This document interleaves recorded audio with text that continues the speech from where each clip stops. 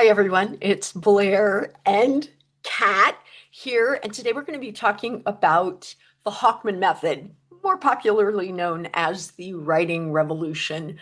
I am just coming to the end of the final review of a curriculum that I wrote focused on the Hochman Method. And we thought that we would get together and share with you some of my insights into this method. Kat has been following along, asking really important questions, and she's actually been one of the early reviewers, so she's pretty familiar with the method and how you might put it together in ways that really a lot of people struggle to figure out. So I'm going to turn it over to you, Kat, because you are the primary interviewer. You say I'm Oh, and pretty welcome to This is Homeschooling, everyone.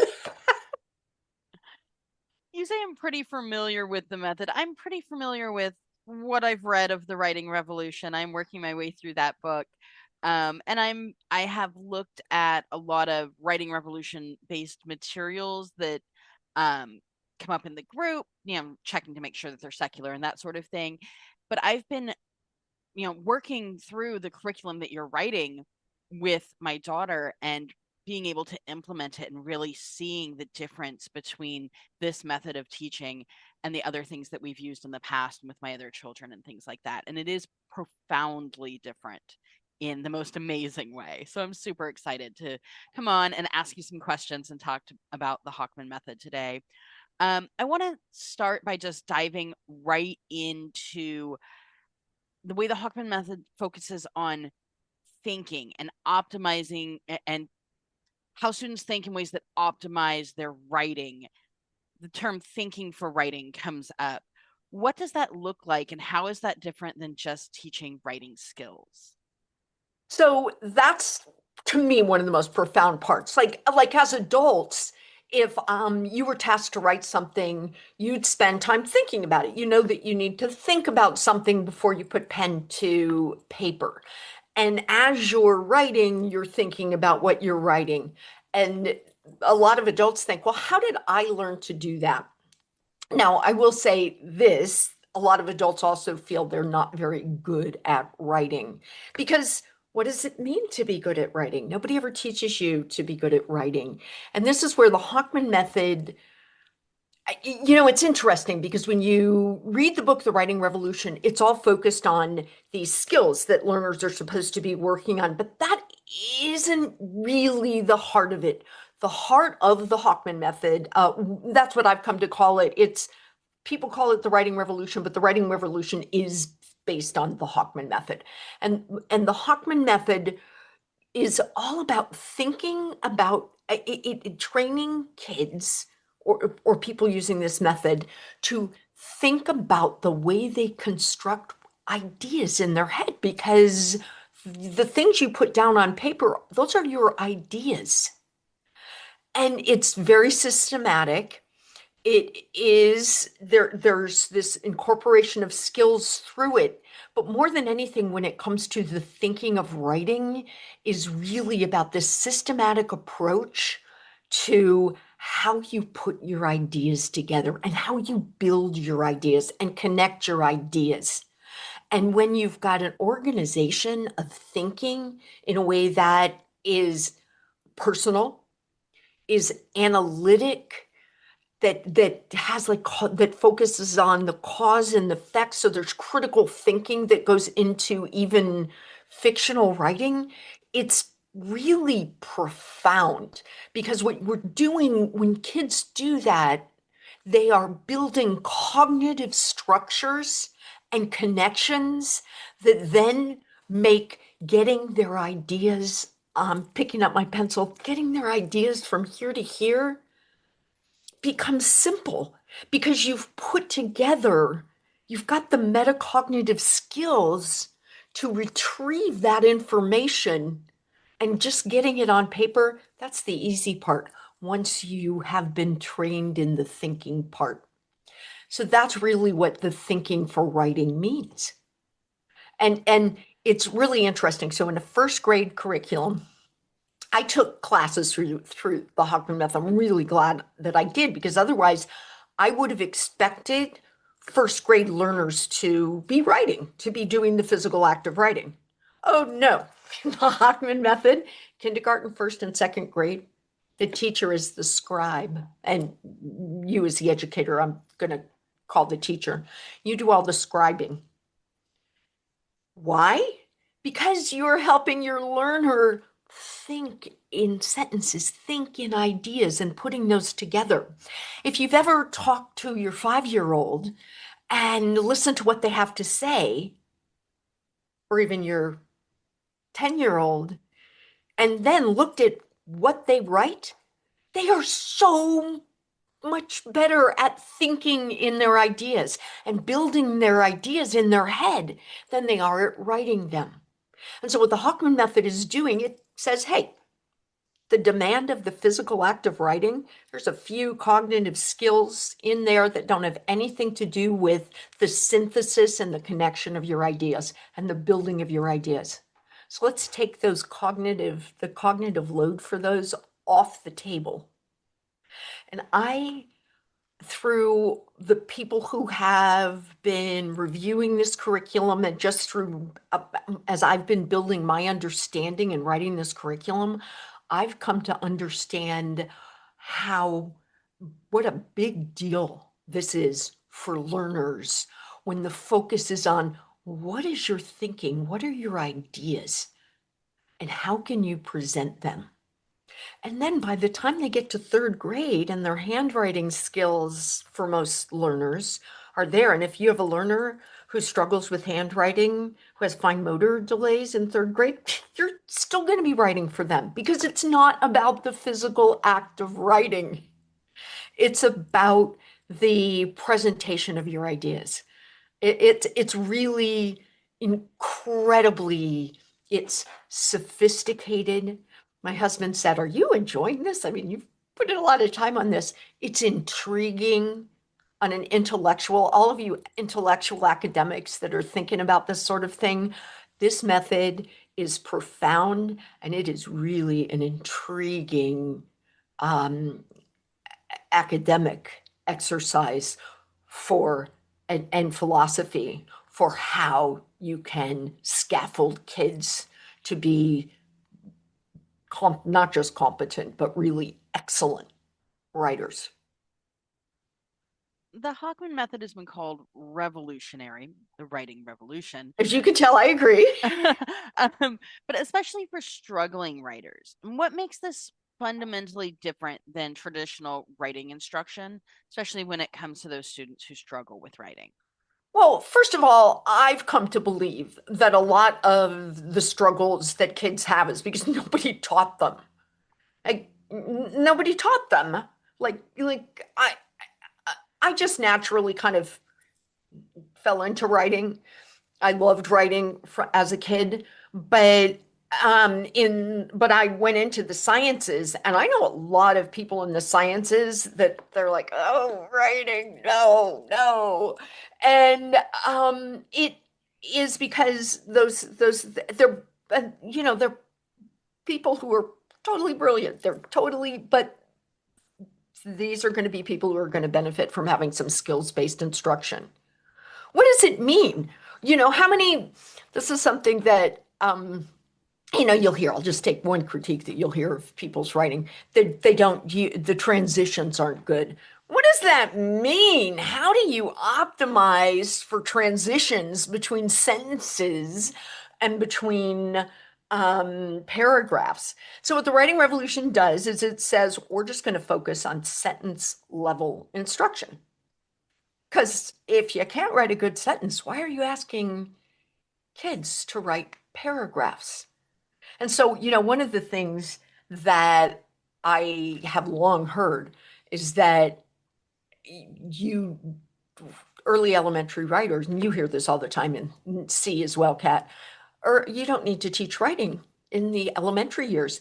And, interestingly enough, I agree when we're talking about the way writing is usually taught.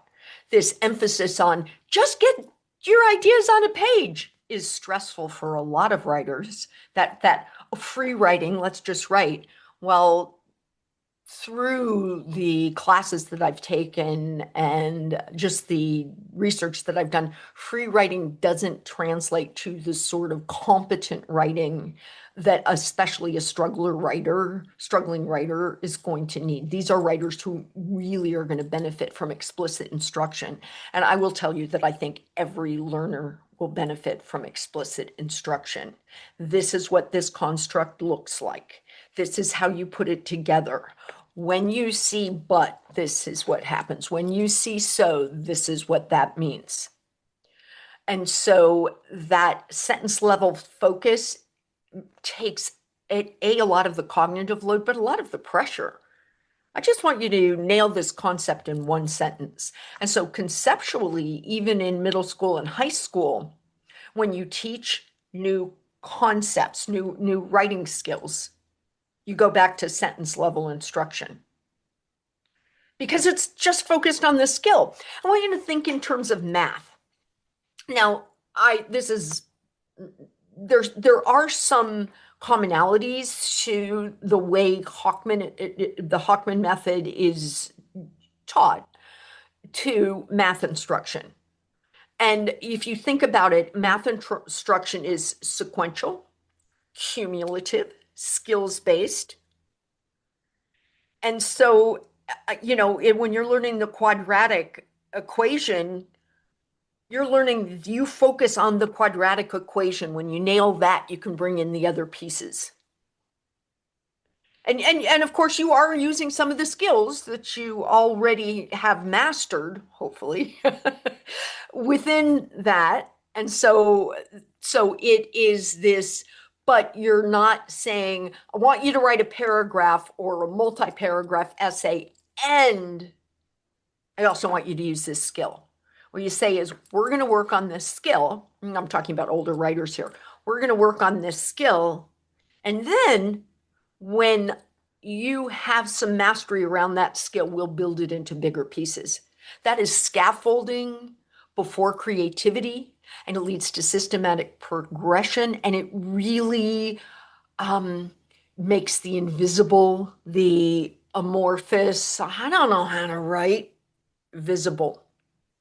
And when cognitive processes like this are explicit,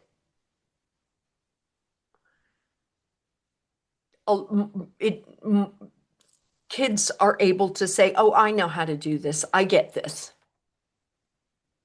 The other thing that is revolutionary about the Hochman method is that some very good studies show that it doesn't just improve writing, it improves reading in both nonfiction and fiction. And it does that because when you teach these constructs at the sentence level, when kids encounter sort of complicated sentences in like a science text, for instance, then they understand the cause and effect sort of, or the analytical analysis that the instructor is, or that the book is presenting.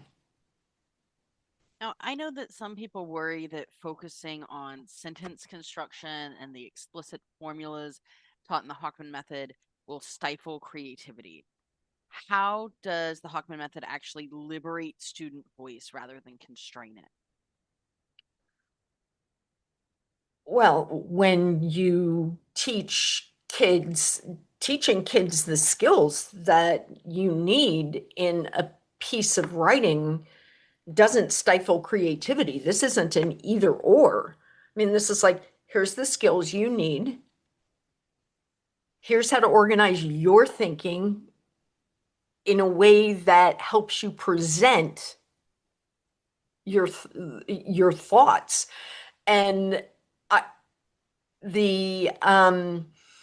so I find that very interesting. So either you need kids to be the only path to creativity is not just splat it all on a page, because I've really come to look at the way a lot of writing instruction is taught as we're taking a paintball approach to this.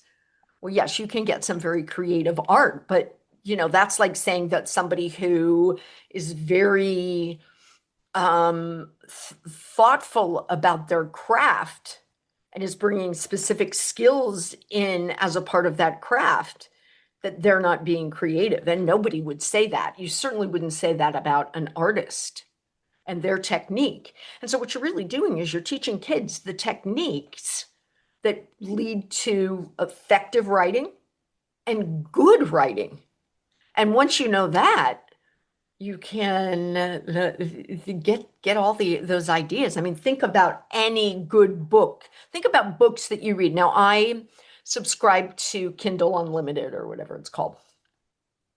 And some of those aren't well edited. And I will get 50 page into a book. And I just can't even handle this. This writer, definitely there's a reason it's on Kindle for free. Or for, you can read a whole bunch for $7 or whatever it is now a month. And then there are people who you spend $15 on their book and you might find a typo, but you're not finding more than two or three.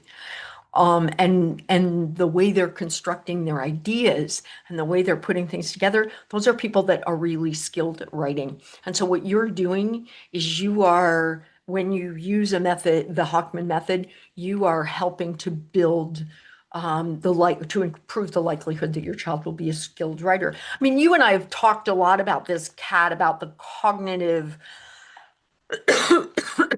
So yeah, I mean, when I've shared with you some of these thoughts, you've told me that this is really supported by developmental psychology. Do you want to share a bit about that? Um, well, I mean, it absolutely is, especially when you start talking about using the Hochman method in the early years. And when you started telling me about this and about how, kids don't even physically write in kindergarten, first grade, second grade, that the educator, the teacher, parent, whoever is doing all the scribing for them. And I'm like, oh, that's what we do anyway. Like, that was my first thought. Like, as a developmental psychologist, my focus in those early years has always been on like the pre-writing skills and the cognitive part of the writing, while we work on fine motor skills separately. And the thought of having my young kids do the physical act of writing was just not something that we even really focused on at all. And it's been that kind of light bulb moment as you talk to me about the writing revolution. And as I've now started reading the book, where I'm like, oh, this totally makes sense to me why they're doing these things this way. And I think that the very intentional, incremental building of skills, like that is something that a lot of times I've noticed, especially in the homeschool community, parents look at how their kids are learning things from their mindset of already knowing them, and they forget sometimes of those very foundational skills and the way things need to be learned one step at a time. I'm losing my words here this morning. I need more coffee, but I think you know exactly what I mean. Yeah, no. So it's this step-by-step approach to how to effectively and authentically get your ideas out. That's really what it's about. Um, Now, sometimes I've heard people say that the Hochman method, the writing revolution, it can be really boring. Um, that really intentional, systematic approach to instruction. Why is it that you feel that this is the most compassionate approach to teaching writing? Well, you're not assuming a lot of the way writing's taught is we're basically dumping okay, let me back up a bit. Writing the the cognitive demand on a learner when they're asked to write is higher than in any other area, unless we're looking at something that has a very high intrinsic load for your learner. But overall, the reason that people say that the cognitive demand is the most is just the number of skills that have to be brought together in writing. And then when we just sort of say, here's a prompt, write 6 sentences about this, instead of ever teaching kids how to write a good sentence, what it would take to go from topic sentence, 4 details, concluding sentence, what structures you might use. I've come to look at it as if dumping a really high cognitive load in a cognitive task into a kid's lap or on their desk and just saying, now do it. And it needs to look pretty good because as an adult, you've read enough to know what good writing looks like. And so you know if your learner is nailing it or not. You know, I want you to think about the sentence, and I'm going to go back, a really compassionate approach. So you teach kids to write a good sentence. And one of the tasks you do is use question words. So you give kids a kernel sentence, like maybe he ran. And then you say, oh, okay, let's expand this sentence using who. And did a child run? Are we going to use your name for running? Did the dog run? Ah, okay, the dog ran. That's where? To the park. How? The dog ran quickly to the park. Okay. You have just taken something very basic and you have taught your learner to use 3 facts. Okay. Why is that a big deal? That's a 5 paragraph. That you are in one sentence with a first grader, working your way up to what should be in each paragraph of a 5 paragraph essay in history or in anything. Got to think about it. That's what it's just blows my mind. And this is what's so intriguing about it. How simple what you're teaching, the implications of what these simple things that you are working with kids on has, if you keep working through this method, and it uses a spiral approach where it adds new skills each year, how doing that is going to take, and this is where compassionate, you are taking the burden off kids of having to figure this out. And you're also taking the burden off kids of having to figure out what it means when you're writing these multi-sentence things. So we're going to teach in first grade how you use these question words to expand. Then when you give kids what's called the SPO, the single paragraph outline, you might tell them if they need the scaffolding, you'll actually, for each detailed sentence, you might say who, when, where. Oh boy, that is a 5 topic sentence, concluding sentence, 3 sentences that lead to a 5 paragraph essay structure and for older students. And so when you teach that when you remove the assumption that by dumping things on a kid's desk, they're just going to figure it out. Yeah, I think that's a compassionate approach to teaching writing. I think you are saying to kids, these are important skills and these are hard skills. Let me give you the tools, thoughtfully give you the tools for how to do this well. I see a lot of educators online, whether they're teachers in a traditional classroom or they're homeschoolers who are implementing this with their own children, or somewhere in between with micro schools and co-ops and things, that teaching the Hochman method requires a mindset shift about what writing instruction looks like. So what's the hardest part of that shift? And do you have any advice for parents at home who are thinking about getting started or just getting started with the Hochman method with their learners? Okay, well, first of all, this is a really hard curriculum to write because nobody else had done it.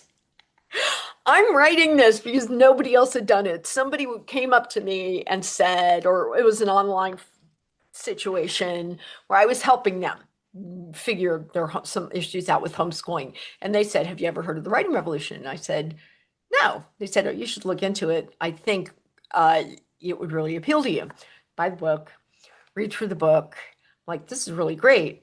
Start looking for a curriculum that uses it. I can't find anything except for curriculum where people have just isolated skills, which I'm telling you is not the Hochman method. It drives me nuts. I'm too nice online to get into like our group, but obviously not on YouTube, to get in and say, teaching because but so in isolation is not the Hochman method. That is just happens to be a skill that is included in the Hochman method, everybody. But this is a cumulative, comprehensive, sequential, skills based. And you can't just isolate the skills based. It's not the Hochman method anymore. So you have to. So one of the okay, I got off track a little, but now let me get back to what you were asking, Kat. The mind shift. So when I started writing this, I thought I had only seen the skills, and so I really came to understand, wait a minute, this is like you've got to put all these pieces together in a very, very intentional way. And it was made a little easier because they have laid out calendars. The nonprofit, the Writing Revolution, they have laid out calendars for teaching first grade writing. Spend 6 weeks on this set of skills. The next 4 weeks you spend on this set of skills. Oh, and you're supposed to keep working on the skills that were in the first, you know. And so building that sort of cumulative structure where there's some spiraling going on as you're teaching new skills. Okay. Uh, that was really intriguing. And then came the mind shift. But how do you do it? How do you, because, okay, so when in writing this curriculum, I came to realize that I was going to have to scaffold educators for how to teach this. And so when you take these classes through, and I was the only homeschooler that when I had took them that they had ever had. And so you've got these classroom teachers and they're in these training sessions so that they can use some of this in their own school. And you have to, this is a complete training needed. Why? Because there's very, very specific language that you need to use when you work with kids. You use this I do, we do, you do model. And it's, I am going to model my thinking when I implement this skill. Then we're going to do it together and I'll do some scaffolding language. And then you do it. You don't, until you can see some facility on the learner's part in the we do part of this, you don't release them independently to work on this because they don't have enough mastery. And so that's one big mindset shift. You don't say to kids, now it's your turn to do this on your own if you don't see some mastery. And the mastery comes from you basically scaffolding your own thinking process and asking prompting questions to get some thinking to help them retrieve what they're doing. So that's one mindset shift. The other mindset shift is this is going to be scripted. It has to be scripted. That was a big mindset shift. And I think for a lot of people with writing instruction, the amount of scripting that goes into implementing the Hochman method, and they teach you in these classes, they even spend time on how to give feedback to kids. And oh, by the way, very limited number of skills. Since it's a skills-based approach, you only give feedback on these specific skills being worked at. If you see things come up that kids didn't have mastery over that you thought they did, that tells you need to go back and do a little more work in that area, but you don't give any feedback in it, and all feedback is positive, even when you can see that more work needs to be done. So it was really interesting. I mean, like, I can you imagine taking classes where they are actually teaching you how to script for feedback? It was really interesting. So you're going to have to script it. That does not feel, that doesn't, you, have you ever had anybody do a very scripted approach to writing instruction, Kat? I had never seen it. Not like what you're talking about. I mean, that was one of the things when you first sent me the first few units of this curriculum, and I know you were really nervous about how scripted it was for parents. But I honestly, I love it. You know me, Blair. Writing makes me super nervous. Writing is not an area I feel comfortable teaching. I am not a writer myself at all. Um, and so having that really scripted language reduced my cognitive load and it made it easier to teach. I didn't have to worry about was I getting this right because I knew exactly what I needed to say, exactly what I needed to do. Um, and I could immediately see the difference that that made. My stress level was reduced, and so my daughter's stress level was reduced more working on lessons as well. So that was a huge change for us.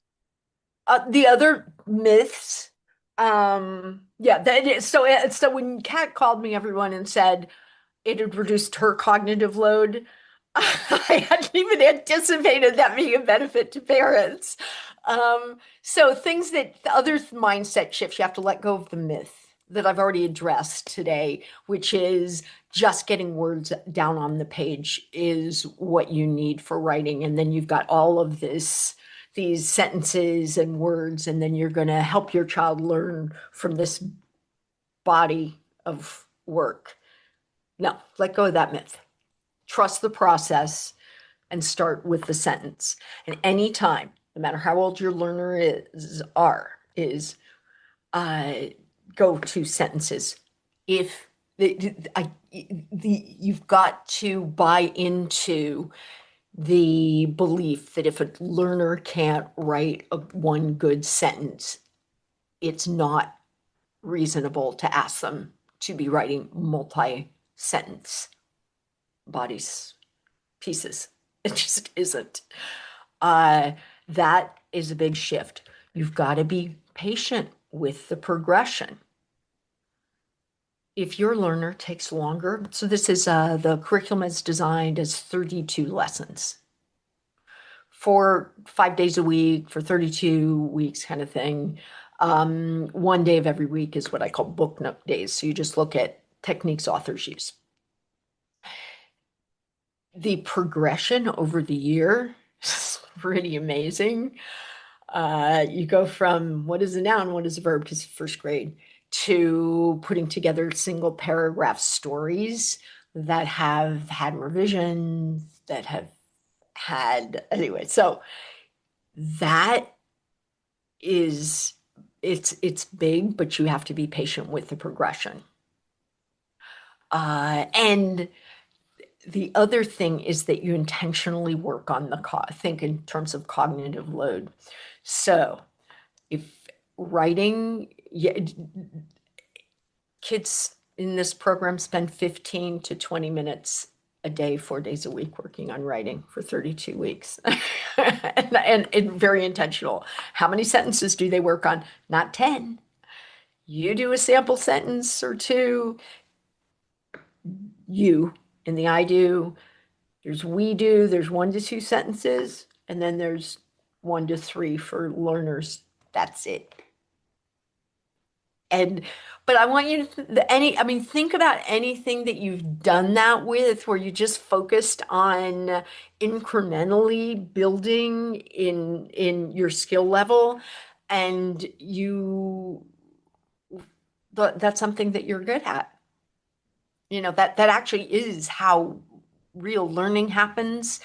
And yeah, it's a mind shift. It's really, really different. And as you know, I've been nervous. I'm like, oh gosh, this doesn't look like anything I've seen before. Well, Blair, we're talking about mindsets. And a few minutes ago, I said, I am not a writer. But one thing about the writing revolution is that it emphasizes that all learners can become strong writers with explicit instruction. How does that challenge a deficit mindset about writing? So there's no such thing. Yes, some people have a much lower intrinsic load around getting their ideas from their head onto paper. They just do.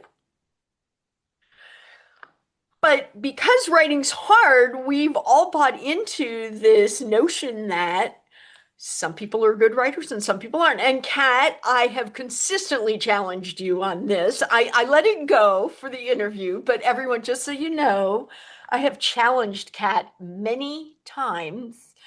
And so and honestly, Kat has, when I write things, she is one of the first people I go to, and she and I together have, worked on things. Uh, so yes, because the ideas are there. And so if the ideas are there, and who doesn't have great ideas? Like, how many times have you talked to your own child and not thought, you don't spend time talking to your own child and think this child has no ideas? Kids say these really profound things, they have these profound insights. If your child is struggling to get that out on a page, that means that they haven't had effective writing instruction. That doesn't mean that they are bad writers. And what Kat actually used the catchphrase with explicit instruction around skills, they can be. And if you have a 15-year-old that you're listening to this and you have a 15-year-old and they really struggle, get rid of everything but sentence work for a while. Go through the skills. Go to contact me if you can't find it, and I will get the progression of skills that kids should be working on. Make sure that they're using what's called an MPO for older students, multi-paragraph outline. So simple. The SPO, the single paragraph outline, is not like your normal outline. You write a topic sentence, you put some details related to the topic sentence. You can give scaffolded information for what should be in each detail. In other words, like who, when, where. And then from there, you write a paragraph. A learner that struggles to write a multi-paragraph essay shouldn't be writing multi-paragraph essays unless they can write a single paragraph. It's just really about, and that goes back to the change in the mindset. It's about scaling to where a learner really is. I've come to, though, believe that the implementation of the Hochman method is much easier at home for homeschoolers is going to be once we all figure it out and how to do it. And for like in a micro school setting where you have fewer learners, the reason being is that scaffolding. The fewer learners that you are having to scaffold, the more likely you are that all learners are gaining these skills at a proficient level. You talked about if you have a slightly older learner going back and working at the sentence level and making sure they have that foundational skill. And the Hochman method famously starts at the single sentence level before moving to paragraphs and essays and things like that. How does working at that sentence level for an extended period of time lead to transformational writing ability in longer pieces later on?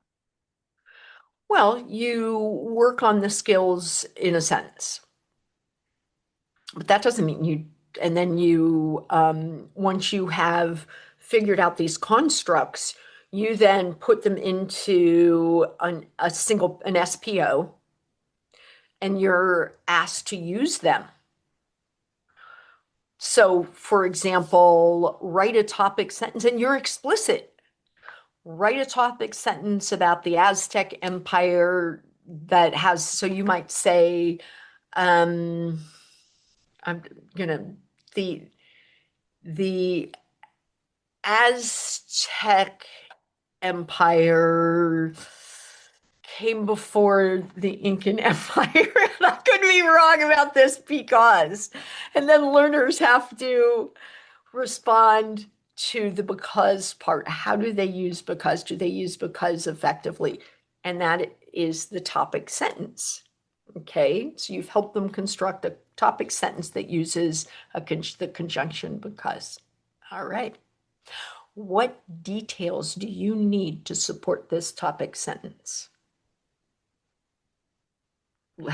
And here's where you can differentiate. You have someone who's more proficient, you don't give them the information, you don't write anything on the side.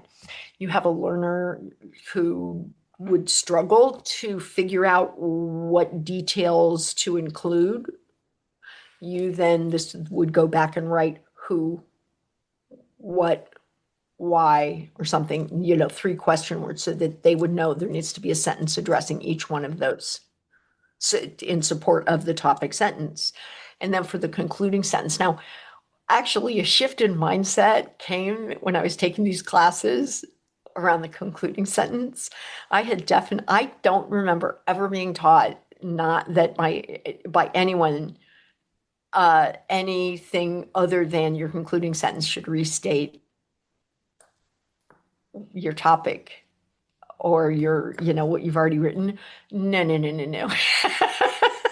That's not the Hochman method at all. This is the last thing the person's going to read.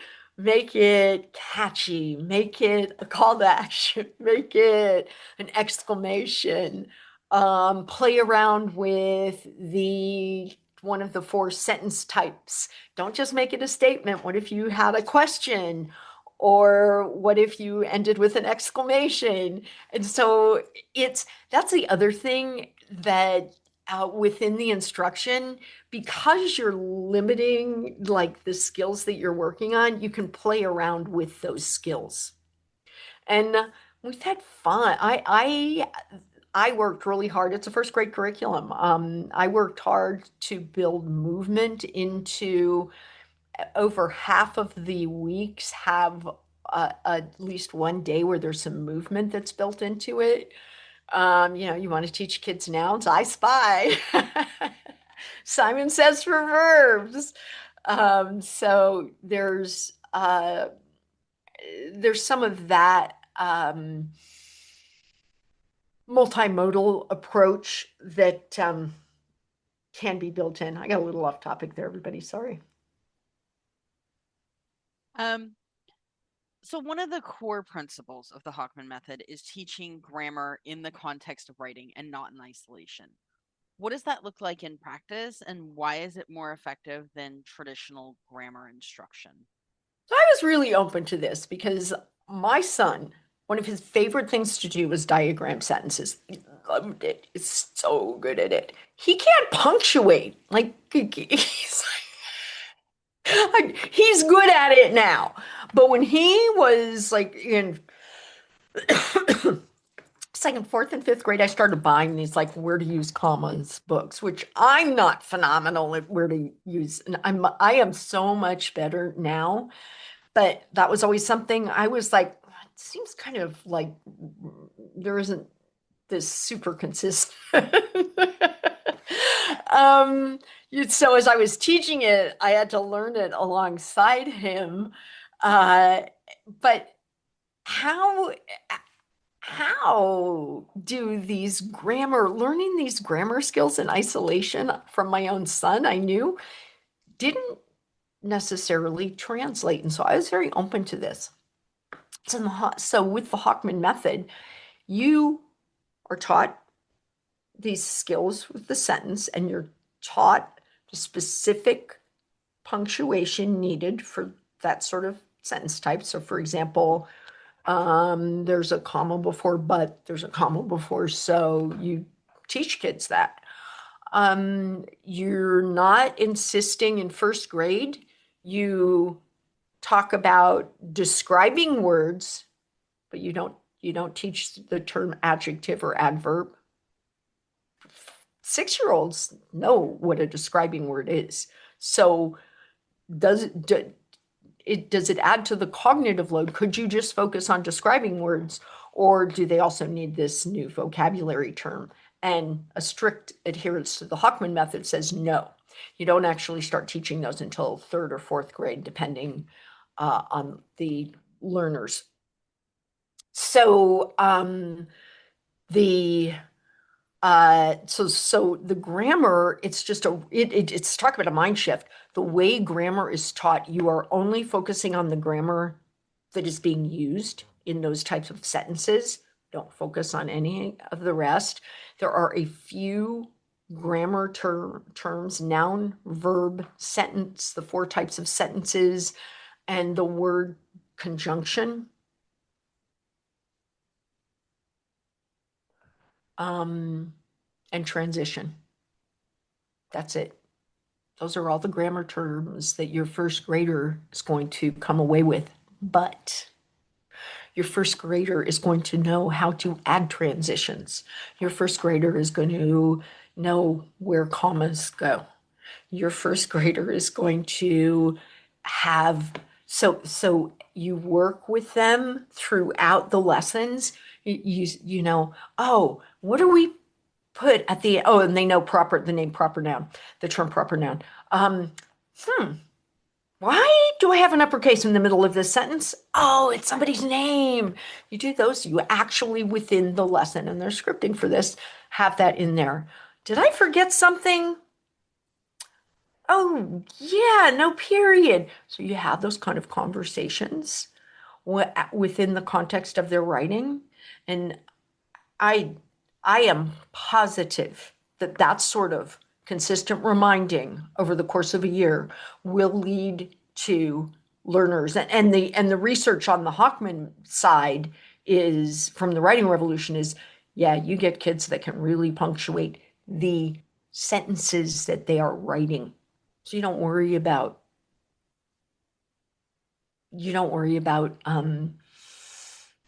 the uh, punctuating in, if they're not working on those sentences.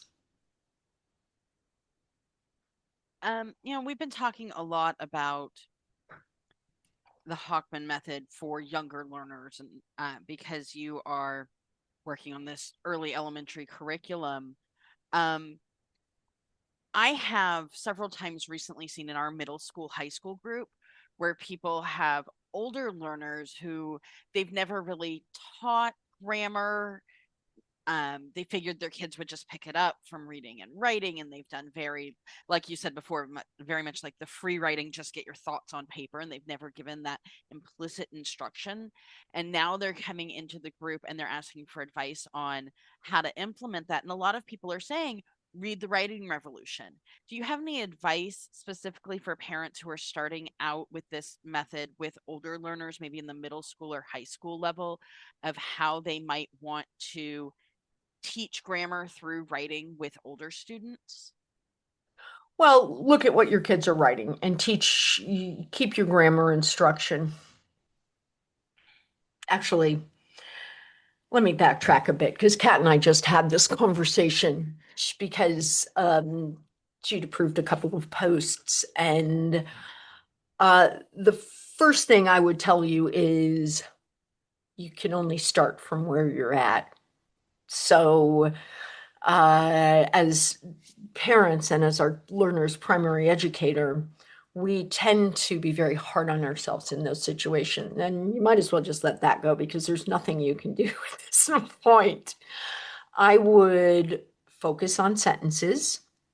I would look at the context where your learner is being asked to write.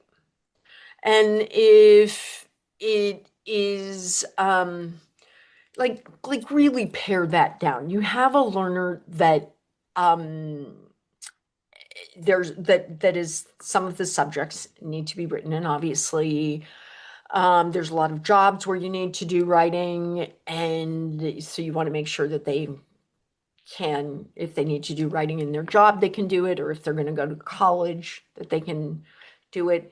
And you want to, but if they're studying other subjects, there's going to be some writing involved in those subjects. Look at what is being asked of your learner. Now, simplify it so that they're only working on the sentences. Like pare this all down. If you have a 15-year-old that has never had any formal writing instruction, based on what I have learned through the Hochman Method and the understanding that I have uh, of how to effectively implement it and teach kids how to write, you just have them working on sentences. See, think about it. If you have somebody who's working on a sentence, it's so much easier to talk about the specifics of where commas go, of end of sentence punctuation, of proper and common nouns. And the reason I brought in other subjects is have them, like if their history curriculum is asking them to write one or more paragraphs, get rid of that. Change that. Is that something that many 15-year-olds can do? Sure, but not all of them. And yours is one of those that's not ready for that. Focus on where your learner is and teach from there. Move and focus on the skills that they need in a very limited way. Do not look at a sentence and say, well, they didn't punctuate this appropriately. They did this wrong. They did this wrong. They did this wrong. Open the writing revolution and say, which of these skills does Janet Hochman say should be taught first? We're working on that. And focus on that. When you see some mastery around that, then you're ready to add more skills. The other thing is that if you have a learner that is not a skilled writer, they haven't had modeling around writing because you haven't taught it. The I do, we do, you do is particularly effective for older learners because their thoughts are more sophisticated. For younger learners, you've got a sentence that says he runs. How do you think through how to build that sentence? Well, you just know. But for older learners in these sentences, in this sentence work, you're going to, it's going to be very important that they see you model writing. And in fact, long before I'd ever seen the Hochman Method, when my son was about second grade, I came across an article in a teaching journal, a journal for teachers, that was talking about the most effective writing instructors in high school. Teachers that get the best results, whose kids who as an entire class have the most proficient writers, are teachers that write with their learners. Why? Because those teachers talk about their thinking around writing. We're all going to work on this piece.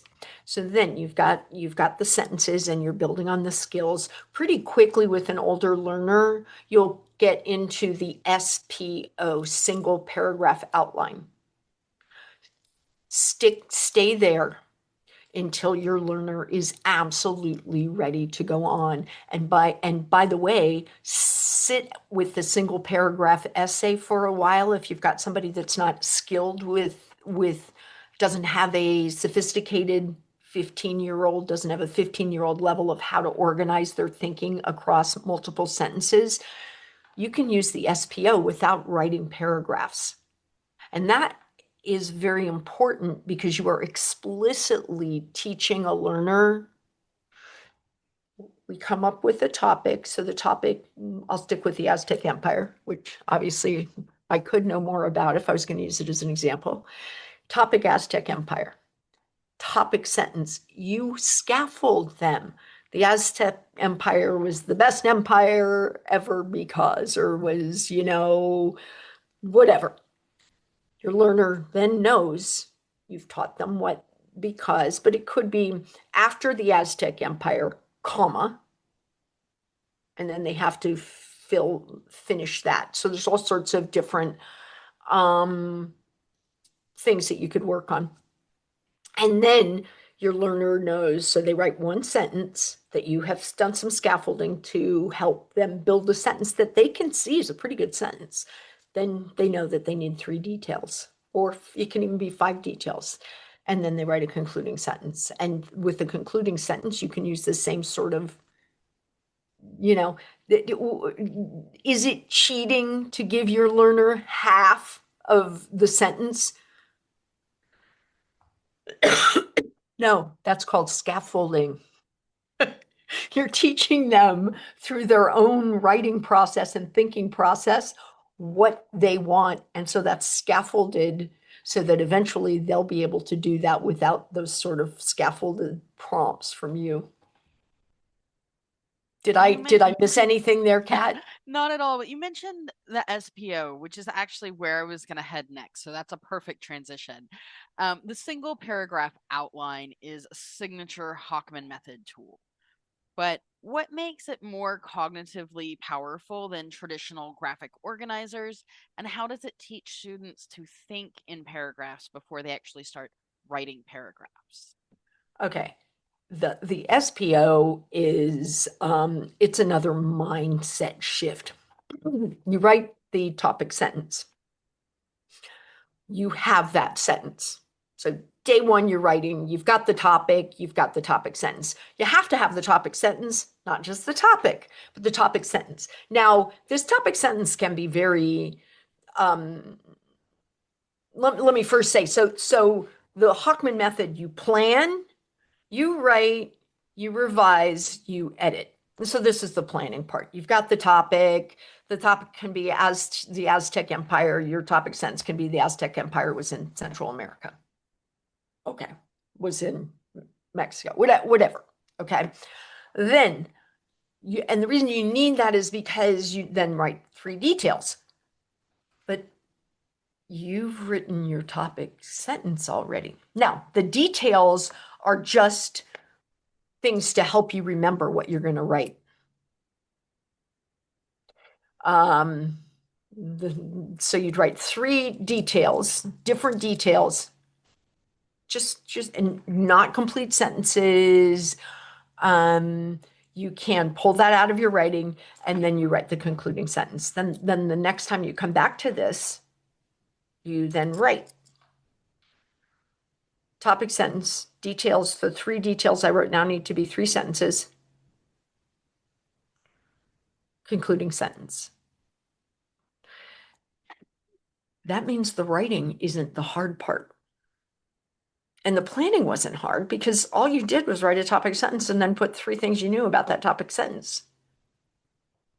And the concluding sentence can be pretty simple too. Then you're going to get that down. Then you have 5 sentences. Now, with first graders, by the way, you do this in 3 sentences usually, or 4, because of the cognitive load. So then you've got this. Okay. And then you revise it.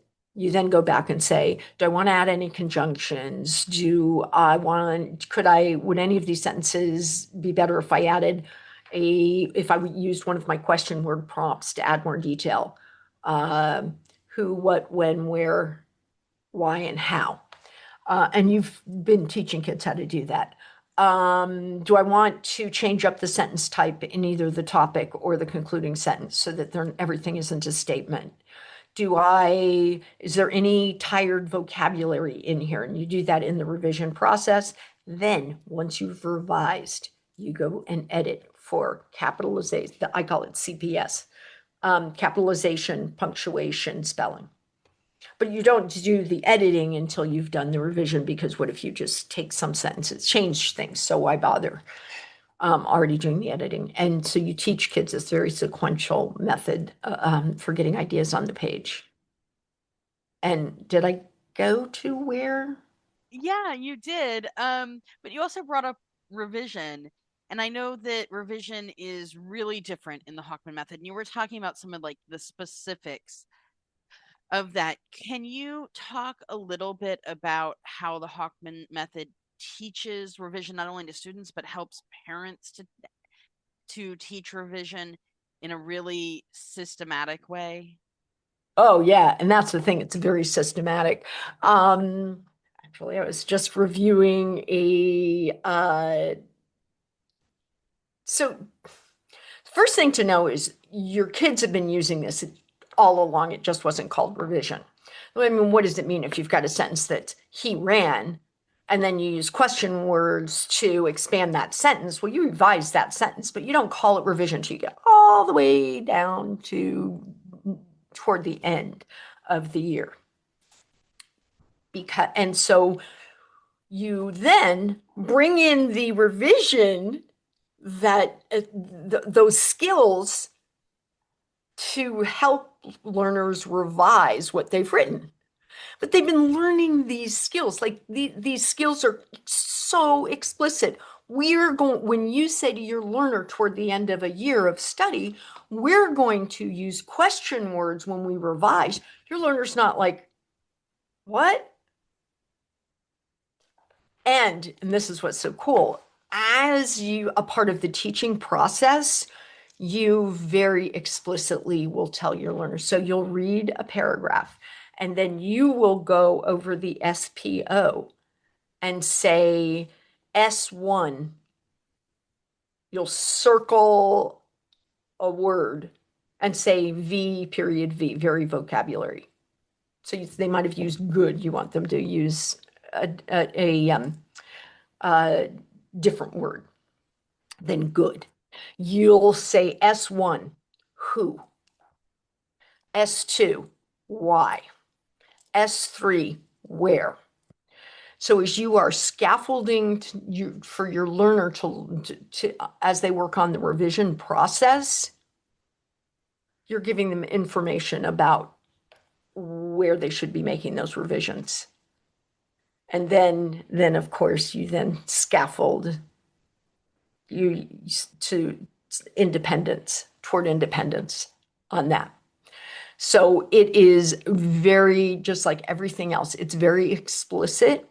And revision is, revision, you should think of revision as bringing all the skills in a way that isn't too cognitively demanding. So, for example, the chapter that I've just had kids working on, day one, they revise for using question words. So the teacher writes this really simple paragraph about the learner, their learner. And then you say, use question words, and you tell them what question words to use for each sentence. S2, revise using who, kind of thing. Then day two, they revise with using very specific conjunctions. And so that's the sort of thing. They do it systematically and sequentially, and each day then you then compare the writing that was done. That's the other thing. You've got these pieces of writing and you then revise them very intentionally with the skills, and then you compare what the original piece was and what the revised piece is. It's like, this is what you had, and this, when we did this,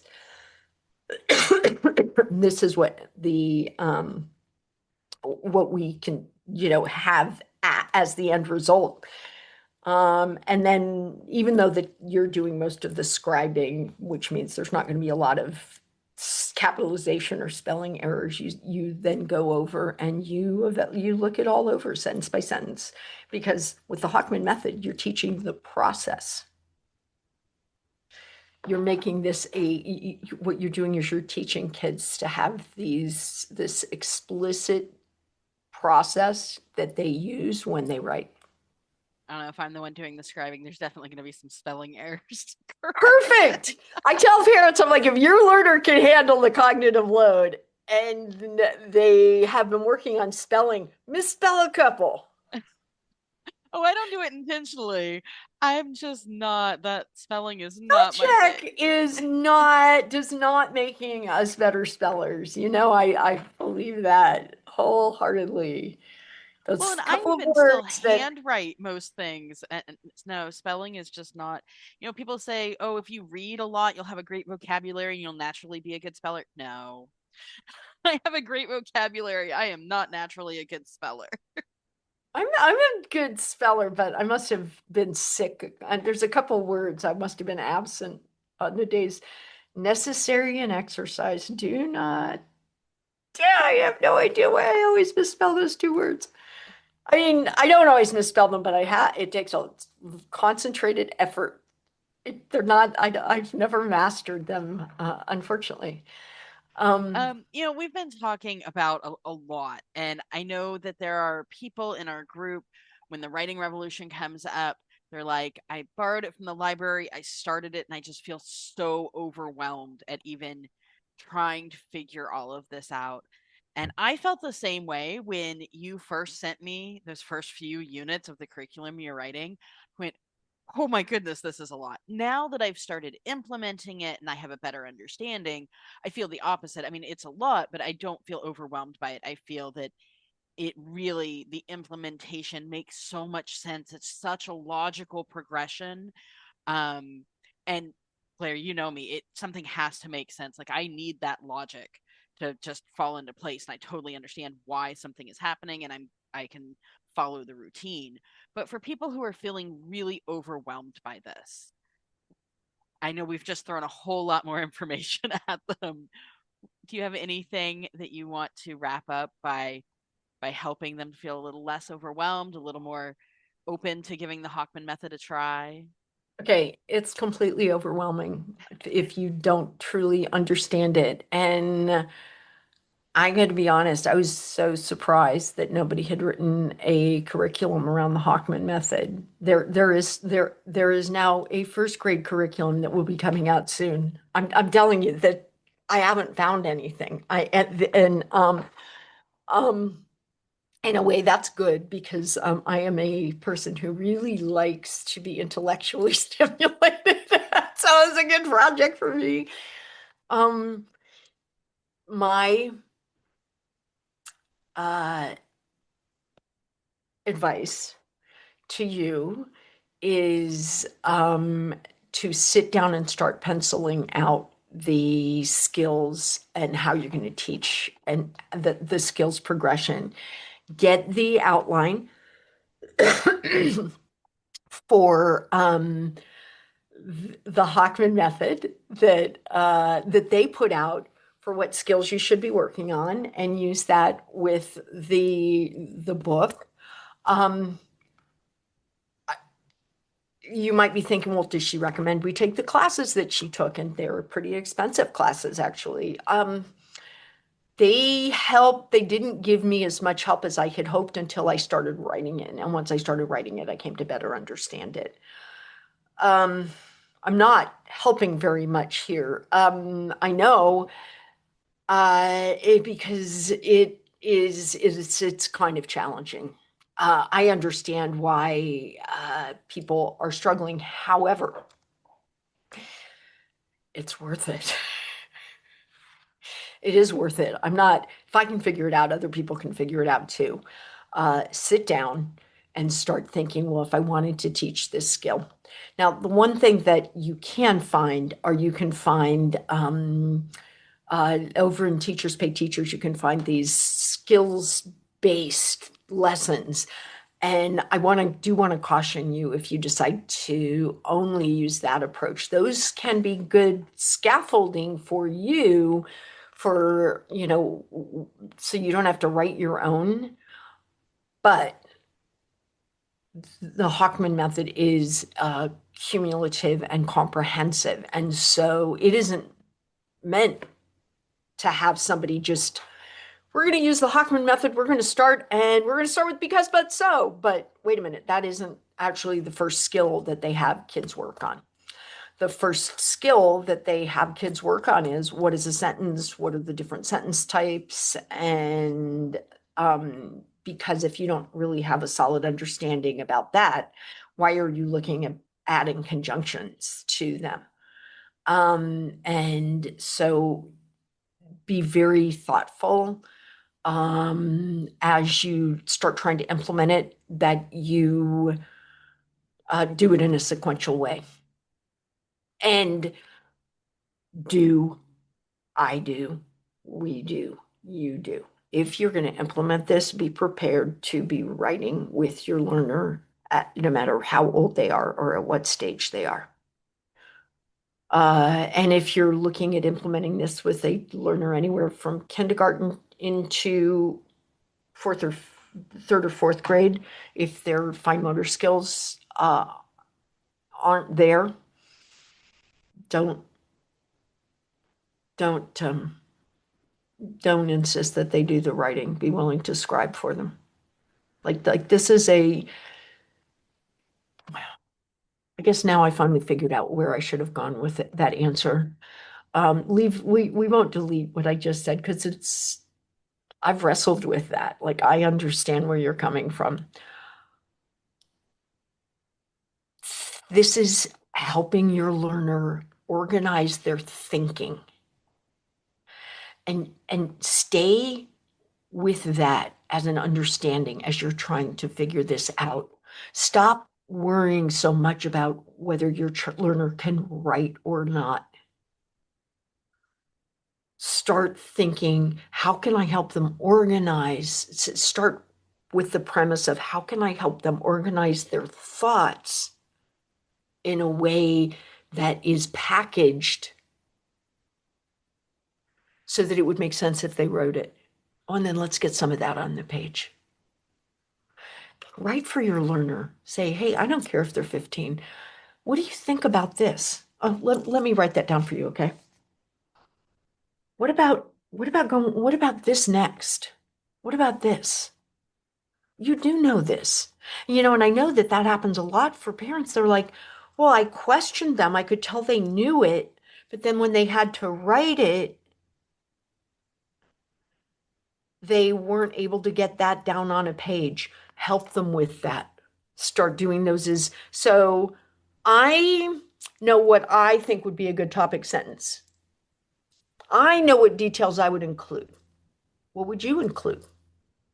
Now, the details aren't, if they say just exactly what you said, say, well, I think there needs to be a conjunction in that topic sentence. Which one do you want to add? You've just handed some of the writing task off to them. Oh, you agree with me on the details? Well, great minds think alike.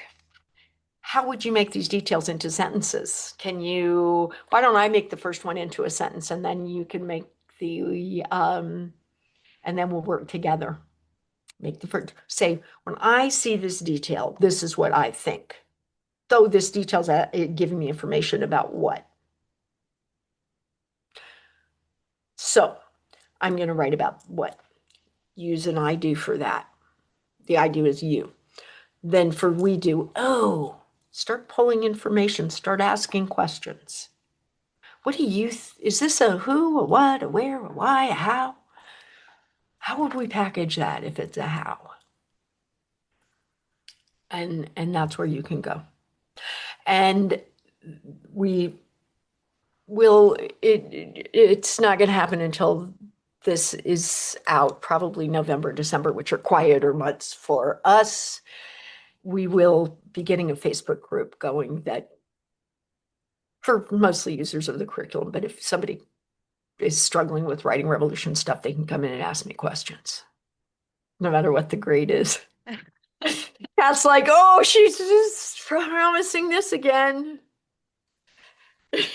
We will it will definitely be See December. publishing. It'll have some science in there too. I'm thinking as you're talking about this and you're talking about it from the educator side, like you said, you've taken these educator classes and you've really studied the Hochman Method so in depth, but from the parent side, the one thing I want to tell people who are feeling overwhelmed by all of this information, especially if you have a struggling writer, is trust the method. Just trust the process. If you go back to those beginning skills and start at the beginning of, what is a sentence?